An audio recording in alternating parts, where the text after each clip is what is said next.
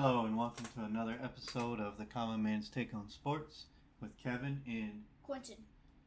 Alright, today I want to cover a couple of topics, Quentin, but the first one that I want to talk about is the DB from Colorado State that's getting all the hate mail for the hit on Travis Hunter. So, first of all, let's talk about that for just a second. I think Deion Sanders did the right thing, coming out and denouncing all those death threats and hate that was coming from the Colorado fans. That was good.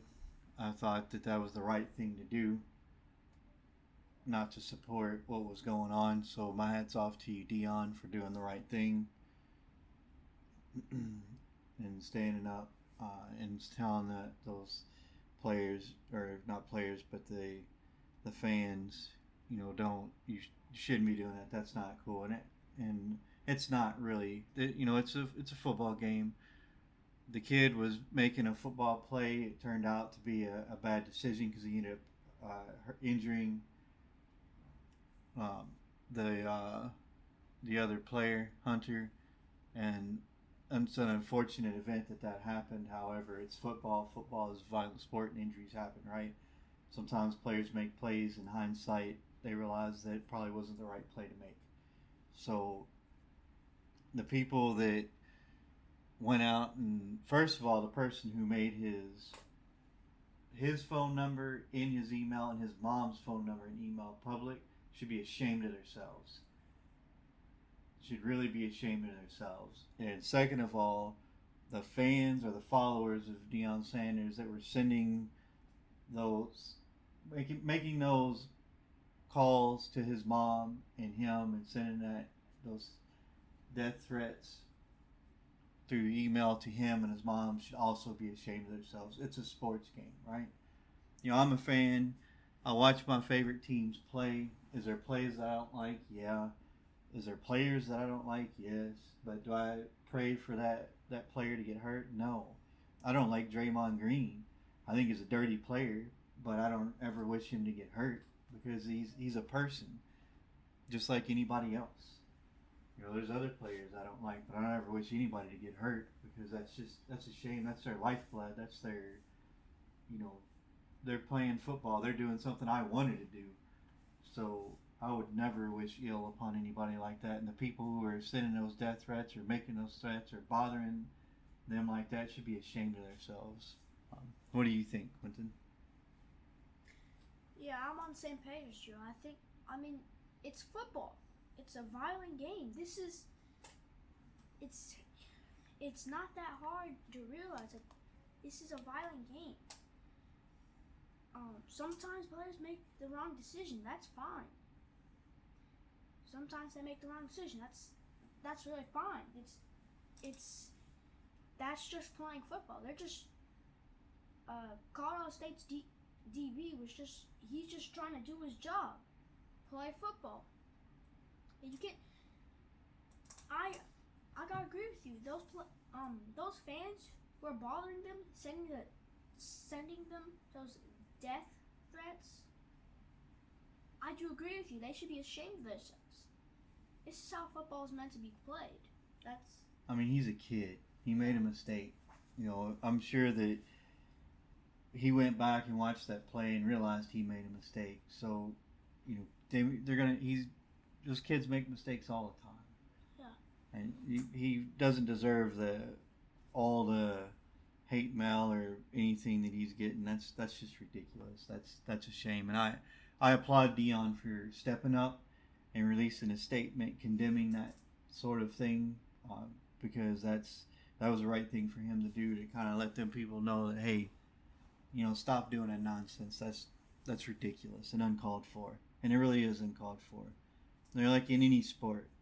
There's always going to be plays that are questionable, and kids make mistakes, and when they go back and look, they realize it was, maybe a bad angle or a bad move what they did, and so then they don't do it again. So that definitely should be ashamed of themselves bothering that kid, and I mean not even just the kid, his mom. Like they were sending calling his mom's phone and leaving death threat voicemails, and bothering that kid and his family. That's ridiculous. Really, really ridiculous, and just uncalled for, and just a shame that happens. That people take that sort of approach today. So that's just insane to me. Like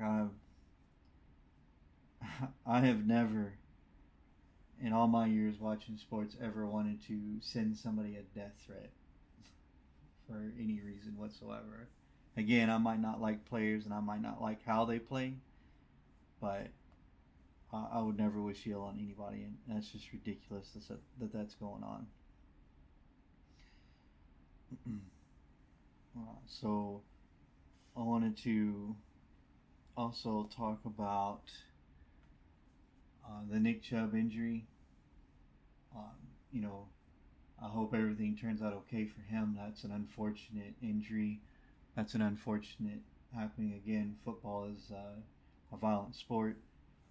It was a regular football play, and he hurt the same knee that he hurt in college at Georgia when he got hurt. So unfortunately, that may be the end of his career. I hope not for him, for his sake, but at a bare minimum, I just hope he heals okay and his knee's okay. It bent 90 directions the wrong. It bent in a 90-degree direction the wrong way, and so unfortunately, he's probably got a lot of damage in there. And that's just unfortunate that happened to him, and we just wanted to send our thoughts and prayers out to Nick Chubb, and wish him a fast and full recovery. That's unfortunate, and that is also an unfortunate reason why teams do not like to pay running backs that big money now, just because they get hit so much like that, and they are the most injured player on the field just because they take the most hits. And so that's an unfortunate realization of the game of football. But hopefully he makes a full recovery from his injury and is able to continue his career, at least. If he can't continue his career, at least be able to recover fully and walk normally, and have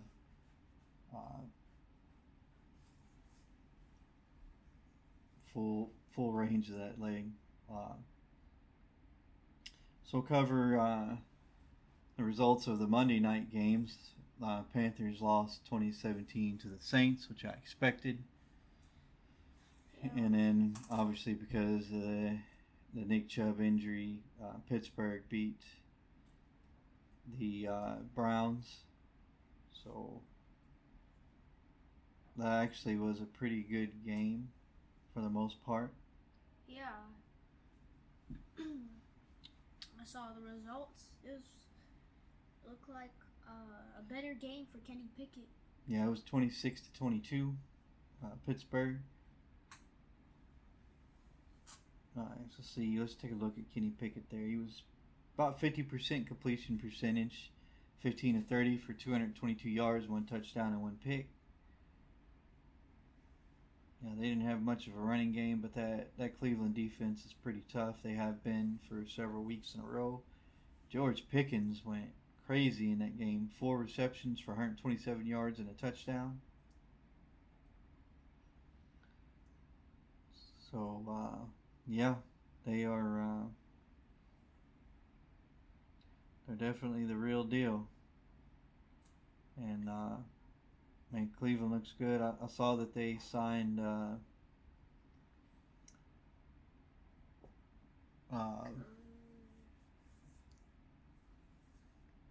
Kareem Hunt. Sorry, I went blank there for a minute. They signed Kareem Hunt to come back and play. So we'll see how that goes. But Ford did admirably in Chubb's absence. He ran for 16 attempts for 106 yards, a 6.6 yard per carry average, which isn't bad. So they might not be in such a bad spot without Chubb. We'll monitor that going forward. But yeah, that Cleveland defense looks to be the real deal for sure.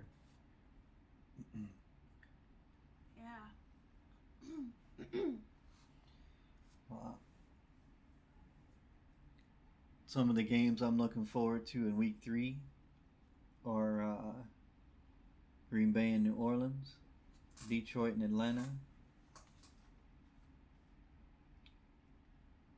Denver and Miami, and that Arizona-Dallas game, which Dallas will probably win that one pretty handily since Arizona doesn't have their quarterback. That Baltimore-Indy game might be pretty good too because Indy's had a couple good weeks now. So. Yeah. Is Gardner Minshew playing that game? Yes, he will be. I'm pretty sure that Anthony Richardson is still in concussion protocol. So. Okay. That looks like a good game. We'll see if he gets cleared. He does have a possibility to be cleared before Sunday, but I doubt it. Historically, players who are in concussion protocol, it usually takes a couple weeks before they get cleared to play, and rightfully so, because it does take more than a few days to recover from concussion. They always want to, for stuff like that, especially in football, you always want to err on the side of caution, right? Make sure the player's completely recovered from their concussion before you let them play again. So usually it takes about 2 weeks before. Historically, it's taken about 2 weeks before players are cleared, but we'll see. There is a possibility he clears it and does play Sunday. We'll keep an eye on that and see what happens. Yeah. I know that the Corn Ferry tournament for golf is coming up. We're going to try to get some tickets for that. It happens in Newburgh, Indiana. We're going to see if we can't get some tickets and get into that and maybe do a podcast from the Corn Ferry tournament. So we'll see what happens there. Tickets are kind of hard to get. I'll see if I can't score some, Quentin. Maybe we'll go over there for a day and kind of check out the action and do a podcast from there. Yeah.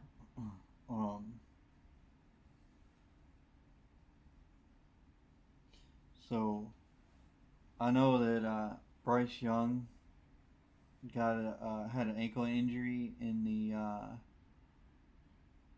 last game on Monday night against the Saints. He finished the game, but he was limping a bit. So he hasn't practiced yet this week. So he may not start Sunday against Seattle. Andy Dalton may get the start if Bryce Young can't go. Yeah, so we'll see what happens there. Yeah, that might be a pretty good game because, what was it? It's 25-28 against the Vikings when he started. It was in London? Oh, you're talking about Dalton? Yeah. Oh, okay. I don't know. I have to look that up. If you're recalling that, you're better than I am because I have no idea. I'd have to look that up. I'm not sure.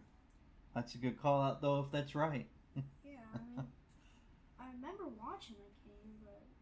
Tell you, a couple of college games I'm interested in watching this weekend are the Clemson and Florida State. I'm excited to watch that one. Interesting. Yeah, it's going to be an interesting game now with Jordan Travis. Yep. Looks like he's questionable. Colorado and Oregon. I'm ready to watch that one. Action-packed. Ole Miss and Alabama. I'm ready to watch that one just because of Alabama's struggles. I did see that Alabama named Jalen Milroe the starter again, which I don't know why they went away from him last game. I mean, even if you thought he was struggling a bit, let him work it out in a game like that. Yeah, I mean, this is a Texas team he's facing, so I mean, you can't expect him to be perfect. Great. Just, yeah. Yeah, I don't know why they set him last week. That didn't make sense to me, but whatever. Maybe they wanted to figure out what they had on the bench, I guess. Yeah. That Texas Baylor game might be a good one to watch, and then the other game I'm interested in, definitely going to watch is Ohio State Notre Dame. Woo! I'm ready to see that one. Oh yeah. Again, this is the first time in a very long time that I'm not sure who's going to win that game. I think Notre Dame has a real chance to beat Ohio State.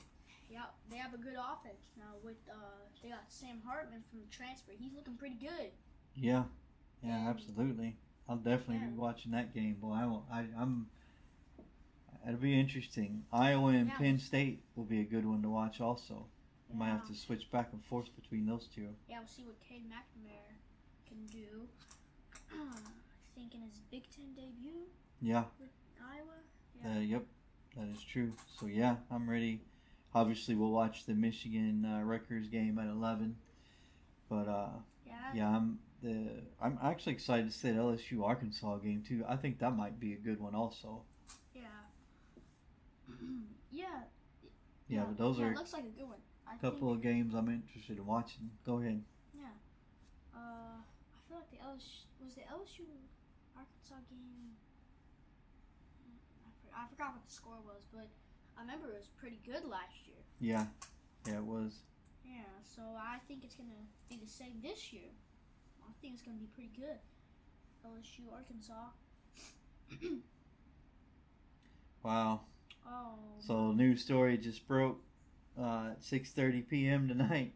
The Minnesota Vikings are trading for Cam Akers from the Los Angeles Rams. Oh, wow. Wow. The deal includes a swap of the 2026 draft picks.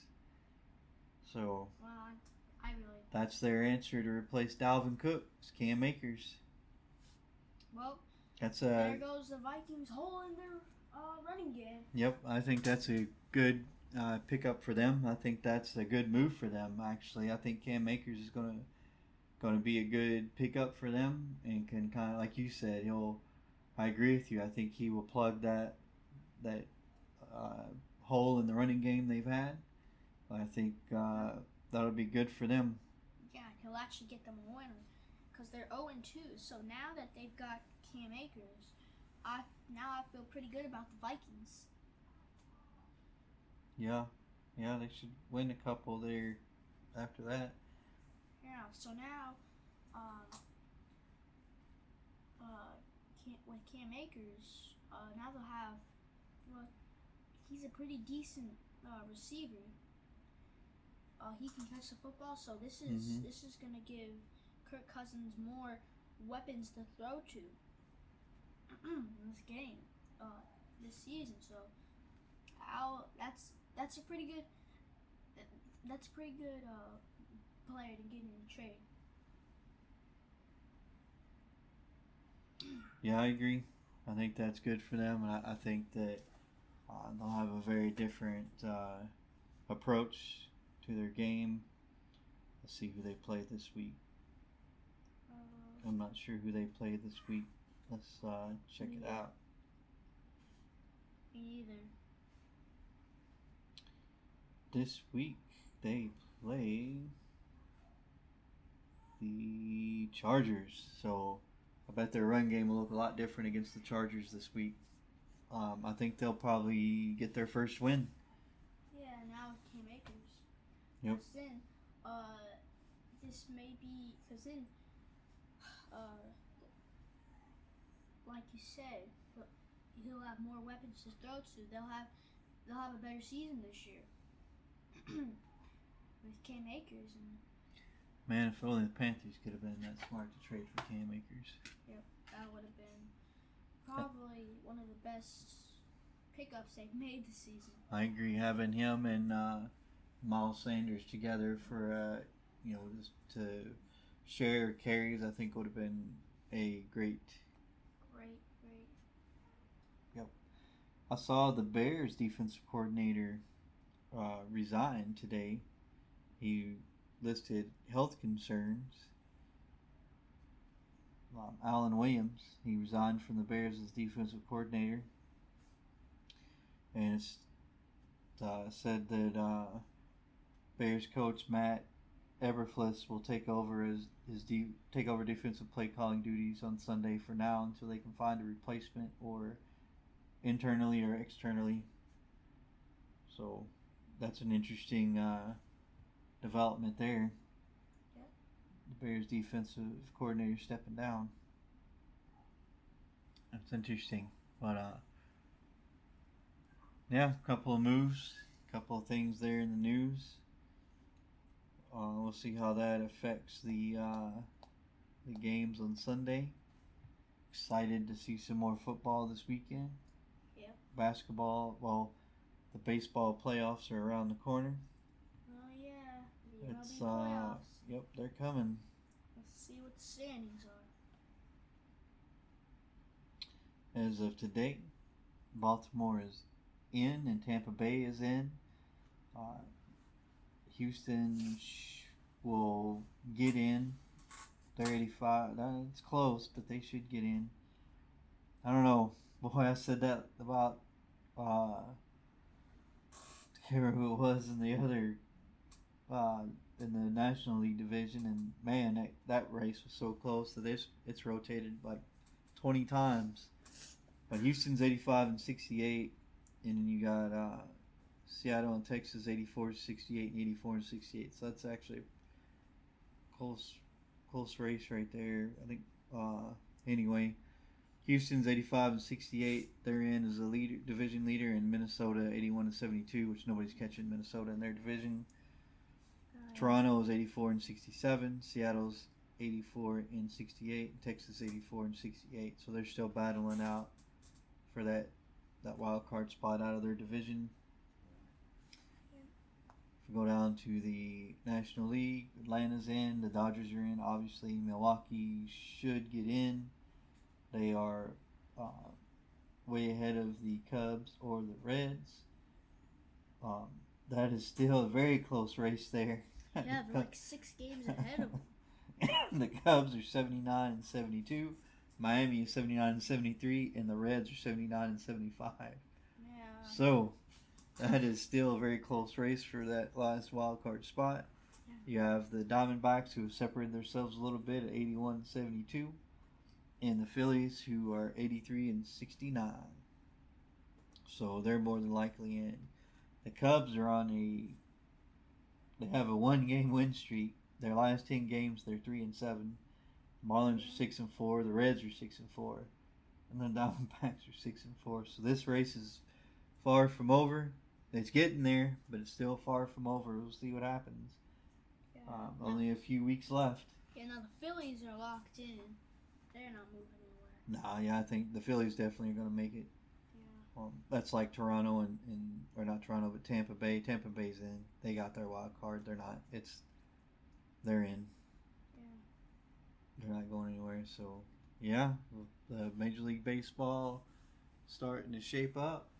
Yep. So we'll see what happens there. The last thing that I want to go over is a few weeks ago I released a podcast about the Michigan State scandal. Yep. And so now the university has sent a letter to Mel Tucker a couple of days ago. He has 7 days to respond to that letter, but it is a letter informing him that they have intent that after his hearing that they will fire him for cause. So that's interesting, to say the least. So we'll see what happens with that going forward. But basically they were telling him they don't care what the results of the hearing are. You embarrass the university with the whole story coming out and this whole thing going on, and you broke the confines of your contract by embarrassing the university, which I read. They kind of detailed his contract a little bit in the article, and like it was pretty detailed about doing things that would embarrass the university. So they are definitely going to specifically said they're going to let him go. So I know he'll probably fight back as far as still getting his pay, because I'm sure they're going to try to fire him without paying him, and they still owe him over $76 million. So we'll see how that plays out. But that's just another thing going on at Michigan State. They've had a lot of issues the last probably 8 years or so. Yep. And things just seem to be getting worse for them. We'll see what happens with that, but that was just a little bit of an update on what's going on with the Michigan State scandal. That is all I have for today. Do you have anything else you want to cover before we end the show today? No, nothing else. All right. So don't forget, if you like our podcast, or if your friends, you want to recommend us to your friends, and they don't listen to podcasts, we do have a YouTube page under the Common Man's Take for Sports where we post our episodes every week or every day that we release one. We post it there. We post it on Facebook. Our Facebook is under Kevin first name, Quentin second name, and you'll see our logo on the page, Common Man's Take on Sports. We also post our episodes there where you can listen to them. If you don't like podcasts, if you do like podcasts, you can find us on Apple Podcasts, Spotify, iHeartRadio, FM, and several other platforms. Almost any platform that has a podcast, you can find us on. So look for us there. Please, please, please give us likes and subscribe and follow us. We would appreciate that. If we can get up to 1,000 downloads and 100 followers, we would really appreciate it, because it would move our podcast forward to the next level. So please, if you would, subscribe and hit that like button. But that'll do it for our show today. We thank you for listening. We hope you enjoyed it, and we hope you come back to listen to the next show.